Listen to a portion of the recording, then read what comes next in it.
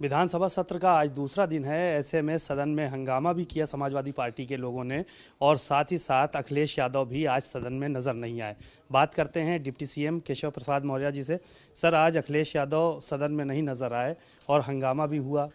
देखिए, श्री अखिलेश यादव जी मैनपुरी में दौड़ते दौड़ते दौड़ते दौड़ते बहुत थक गए हैं।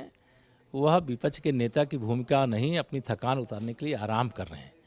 और विपक्ष के नेता की भूमिका निभाते तो जैसे चुनाव प्रचार तो हम लोग भी कर रहे थे, हमारे मुख्यमंत्री जी भी कर रहे थे, हमारे और भी बहुत सारे मंत्री और तमाम विधायक कर रहे थे और सदन की कार्रवाई में सब हिस्सा ले रहे हैं। लेकिन उन्होंने क्यों हिस्सा नहीं लिया? तो उनको थकान है, आराम चाहिए। और ईवीएम की रखवाली कोई कर रहा है तो वो चुनाव आयोग की व्यवस्था कोई कर सकता है, लेकिन निष्पक्ष चुनाव में भाजपा की विजय स्पष्ट दिखाई दे रही है।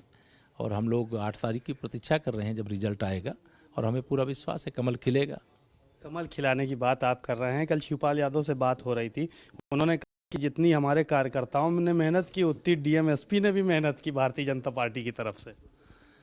देखिए, जो उन्होंने कहा मैं उसका उत्तर देने की आवश्यकता नहीं है, लेकिन आप पूरे मैनपुरी लोकसभा के लोगों से पूछिए कि जितनी मेहनत इस उपचुनाव में उन्हें करनी पड़ी है, इसका 1% भी परिश्रम नहीं करते थे। एक सभा करके और चले आना और सब लोग वोट दे देना साइकिल को। लेकिन अब वोट सब लोग दे देना या दे देंगे लोग, ऐसा नहीं है। अब साइकिल को पंचर कर रहे हैं लोग। एक ये बात स्वीकार किया उन्होंने, कहा कि अबकी के जैसा चुनाव हमने देखा ही नहीं, इतना ज़्यादा मेहनत करनी पड़ी, इतना कार्यकर्ताओं को परेशान कि ऐसा चुनाव अब देखने को नहीं मिला। परेशान करने का काम तो समाजवादी पार्टी का इतिहास है।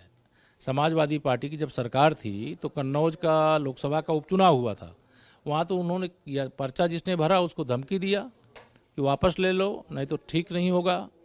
और जो पर्चा वापस नहीं लिया उसका खारिज करा दिए और निर्विरोध निर्वाचन कराए, सत्ता का दुरुपयोग किए।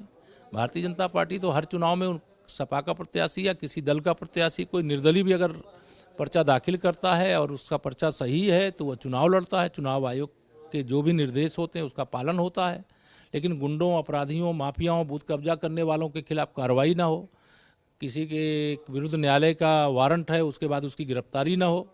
ये समाजवादी पार्टी गुंडों अपराधियों की पार्टी है, तो वह ऐसे लोगों का बचाव करती है। एक आरोप ये लगा कि वोट डालने से लोगों को रोका गया। सर, वोट डालने से रोकने का काम ये समाजवादी पार्टी का चरित्र है। भारतीय जनता पार्टी का चरित्र अपना वोट डालो, और जो वोट माने वोट में छिप करके किसी को दिखा के नहीं डालना होता है। डालो, जिनको लोग समर्थन देना चाहते हैं वो जीत करके आता है। और अभी हम लोग 4 चुनाव लगातार 2014, 17, 19, 22 जीत करके सरकार में हैं, देश में, प्रदेश में।